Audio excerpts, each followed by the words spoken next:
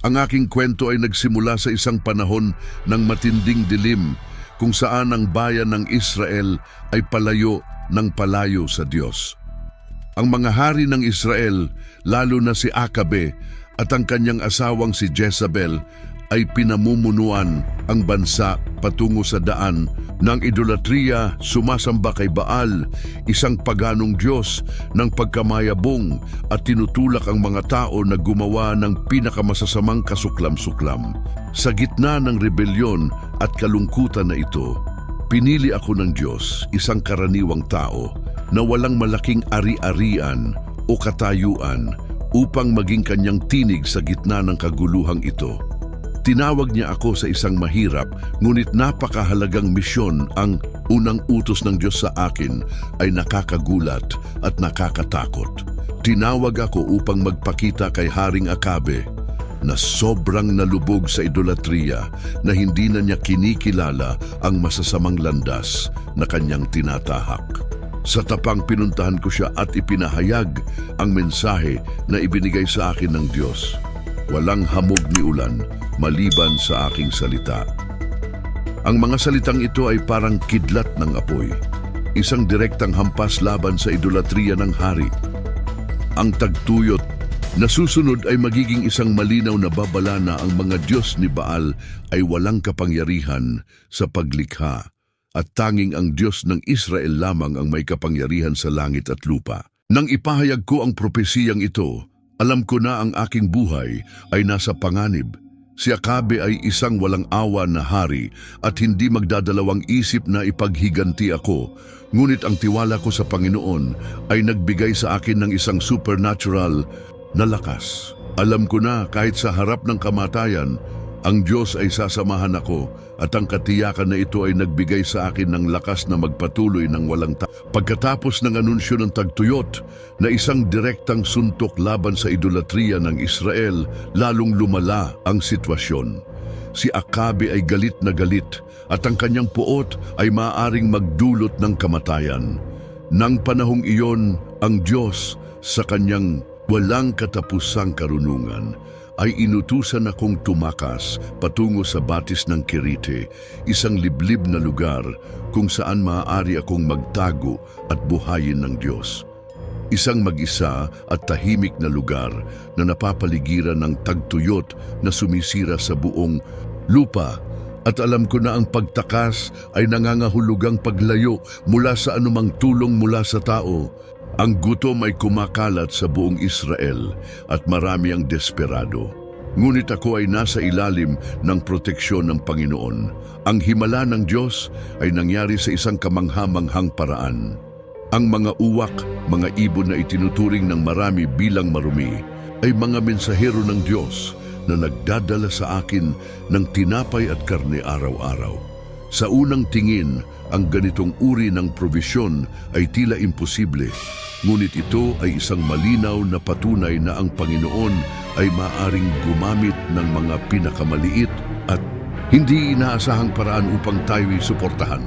Tuwing umaga, kapag nakikita kong dumarating ang mga uwak, naaalala ko na ang Diyos ay hindi nakadepende sa ating limitadong pangunawa upang isagawa ang kanyang kalooban. Ang batis ng Kerite, bagaman maliit at liblib, ay naging isang lugar ng pagdapo at ganap na pagsalig sa Diyos. Ang himala ng araw-araw na probisyon ay isang malalim na karanasan ng pananampalataya. Natutunan ko na kapag sinusunod natin ang mga hakbang na ibinibigay ng Diyos, palaging tayo'y kanyang susuportahan kahit na ang mga yaman sa paligid natin ay tila kulang. Ngunit tulad ng lahat ng bagay sa lupa, natuyo rin ang batis at muling nagsalita ang Diyos sa akin. Ang oras ay dumating na upang ako'y pumunta sa Sarepta, isang lungsod sa labas ng Israel para sa isang bagong misyon. Ang aking paglalakbay ay magpapalawak at alam ko na sa pagsunod sa mga tagubilin ng Panginoon, hindi niya ako iiwan ng walang gabay. Nang dumating ako sa Sarepta, hindi ko alam eksakto kung ano ang naghihintay sa akin, ngunit sanay na akong makita ang providensya ng Diyos sa mga misteryosong paraan. Ang Sarepta ay isang lungsod sa labas ng hangganan ng Israel, isang lupang hentil at isang balo na naninirahan doon ang magiging susunod kong pinagkukunan ng sustento. Nang makatagpo ko ang babae, ang tanawin ay nakakalungkot. Siya ay nagtatangkang maghanda ng kanyang huling pagkain gamit ang kaunti na lamang na meron siya, harina at langis. Ang kanyang mukha ay tinataka ng sakit at ng pakikibaka para sa kaligtasan sa mga panahong ng gutom. Siya ay desperado, walang pag-asa katulad ng marami sa mga panahong iyon. May pusong puno ng pananampalataya, nilapitan ko siya at hiningi ang tila imposibleng hilingin na maghanda siya ng tinapay para sa akin bago ang huling pagkain para sa kanya at sa kanyang anak. Alam ko na sa paggawa nito, inilalagay niya ang kanyang tiwala sa Diyos at hindi sa kanyang kakulangan. Habang ang mga luha ay dumadaloy sa kanyang mga mata, tinanggap ng balo ang aking hiling. "Huwag kang matakot," sabi ko, "sapagkat ang Panginoon, ang Diyos ng Israel, ay gagawin na ang harina at langis ay hindi mauubos hanggang sa bumalik ang ulan." Ipinaghanda niya ako ng tinapay at sa isang milagrosong paraan, ang harina at langis ay hindi naubos. Araw-araw, may sapat para sa kanya, sa kanyang anak at sa akin. Sa kanyang awa, pinarami ng Diyos ang mga yaman sa isang paraan na lubos kaming namangha. Ang balo na unang malapit ng mamatay ay naging saksi sa isang araw-araw na milagro. Ang kanyang pananampalataya ay naibalik at ang tiwala niya sa Diyos ng Israel ay muling nabuhi. Natutunan ko na ang Diyos ay may kakayahang tugunan ang mga pinakamalalim na pangangailangan, gaano man kasalimuot ang sitwasyon. Kapag ang Panginoon ay nagsalita, hindi kailanman nauubos ang kanyang provisyon. Ang milagro ay hindi lamang sa pagkain, kundi pati na rin sa espiritual na pagbabago ng balo na nagsimulang makita ang Panginoon bilang tunay na tagapagbigay sa lahat ng aspeto ng buhay. Lumipas ang mga buwan at sa isang sandali ng matinding sakit, ang anak ng balo ay nahulog sa malubhang karamdaman. Hindi na ito isang karaniwang sakit, ang bata ay namatay. Ang desperasyon ay umabot sa puso ng babae at ang kanyang pananampalataya ay tinanong. Sa kanyang kalungkutan, inakusahan niya ako na ako ang nagdala ng kamatayan sa kanyang tahanan. Isang mahirap na akusasyon, ngunit maiintindihan sapagkat sa kanyang isipan, ang pagkawala ng anak ay isang bigat na hindi kayang tiisin. Gayunpaman, pinangunahan ako ng Panginoon sa isang hakbang na hindi lamang maghahayag ng kapangyarihan ng Diyos sa harap ng kamatayan, kundi magpapaalab din sa pananampalataya ng balo. May pusong puno ng awa at pananampalataya, inakay ko ang katawan ng bata at dinala ko ito sa silid kung saan siya nakahiga. Isinara ko ang pinto sa likuran ko at taimtim na nanalangin sa Diyos, buong lakas ng aking kaluluwa. Inilinig niyo ang aking dasal. Hinalikan ko ang katawan ng batang wala ng buhay at idinalangin ko sa Diyos na gumawa ng milagro na buhayin ang bata. Ang kapangyarihan ng Diyos ay nagpakita sa isang supernatural na paraan at ang malamig na katawan ng bata ay uminit at binuksan niya ang kanyang mga mata. Nang muling magkabuhay ang bata, ang balo na hindi makapagsalita ay nahulog sa aking mga paa at kinilala na ang Diyos ng Israel ang tanging tunay na Diyos. Siya na halos nawalan ng pag-asa ay nakita ang kamatayan na tinatalo ng makapangyarihang kamay ng Panginoon. Ang milagro na ito ay hindi lamang patunay ng soberanya ng Diyos sa buhay at kamatayan, kundi isang katiyakan na kahit sa pinakadilim na mga sandali, ang Diyos ay may kapangyarihan na baguhin ang ating realidad. Ang rurok ng aking misyon ay isang direktang tunggalian sa pagitan ng katotohanan ng Diyos at ng kasinungalingan ng mga Diyos ni Baal. Ang bayan ng Israel ay nahahati, nag-aalangan kung sasamba sa tunay na Diyos o sa mga idolo na kinakatawan ni Baal. Tinawag ako ng Diyos upang harapin ang paternototipos na propeta ni Baal sa isang pampublikong hamon upang ang katotohanan ay mabunyag ng buo. Ang bundok Carmel ang naging lugar ng isang hindi pa nangyayaring espiritual na laban. Inanyayahan ko ang mga propeta ni Baal sa isang duelo, isang hamon kung saan bawat grupo ay maghahanda ng altar at sakripisyo. At ang Diyos na sasagot ng apoy ay idideklara bilang tunay na Diyos. Ang mga propeta ni Baal ay nanalangin, nagsayaw, nagpagupit at buong maghapon ay nagsikap na pasikatin ang kanilang Diyos, ngunit wala ni isang sagot. Nagsimula nang lumubog ang araw at may bagong tapang, inihanda ko ang aking altar. Inilagay ko ang sakripisyo at kahit na nagbuhos ako ng tubig sa lahat ng ito, upang walang sinuman ang magduda sa kadakilaan ng milagro na malapit ng maganap. Nanawagan ako sa Panginoon at sa isang iglap, isang apoy mula sa langit ang bumaba.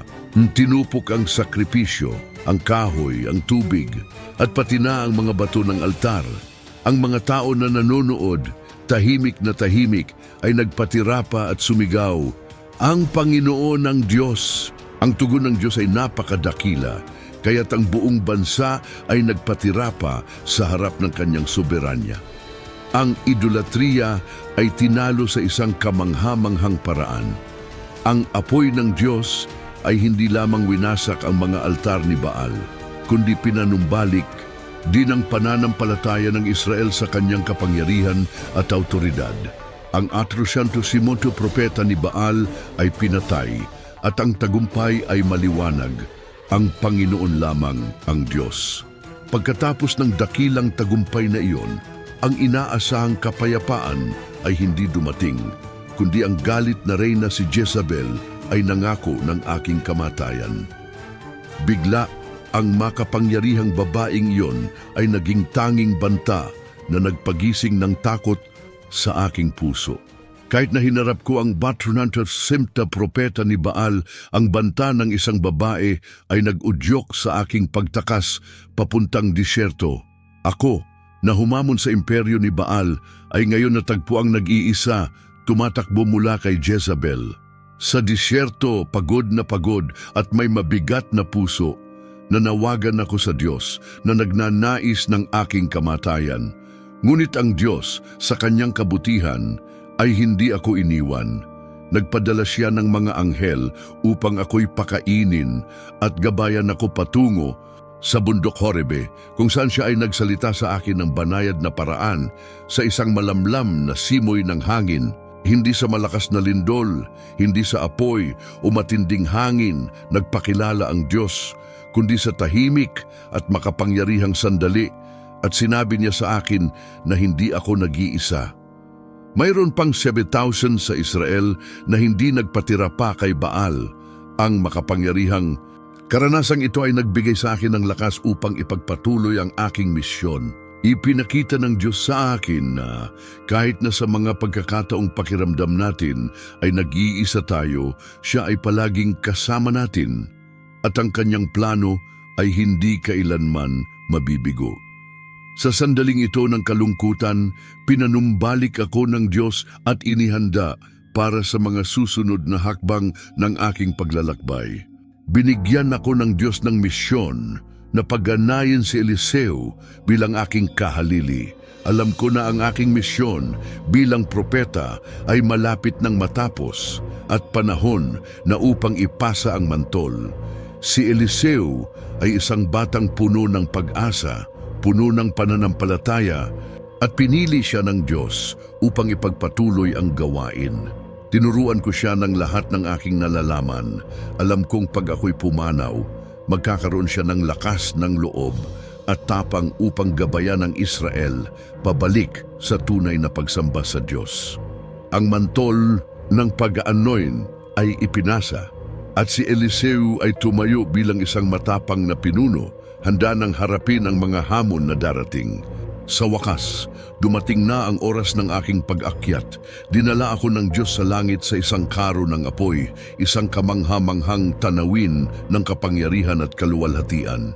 Kasama ko si Eliseo sa oras na iyon, at nang makita ang karo ng apoy, alam kung tapos na ang aking misyon sa lupa. Bago ako umalis, humiling ako sa Diyos ng dobleng bahagi ng kanyang espiritu para kay Eliseo at pinakinggan niya ako. Kaya't natapos ang aking kwento, ngunit ang pamana ng aking pananampalataya at tapang ay nabuhay sa pamamagitan ni Eliseo, na ipinagpatuloy ang gawain na ipinagkatiwala sa akin ng Diyos. Ang kwento ni Elias na puno ng mga hamon, milagro at pagsunod ay nananatiling isang walang katapusang saksi ng katapatan ng Diyos, na hindi kailanman iniiwan ang mga nagtitiwala sa Kanya.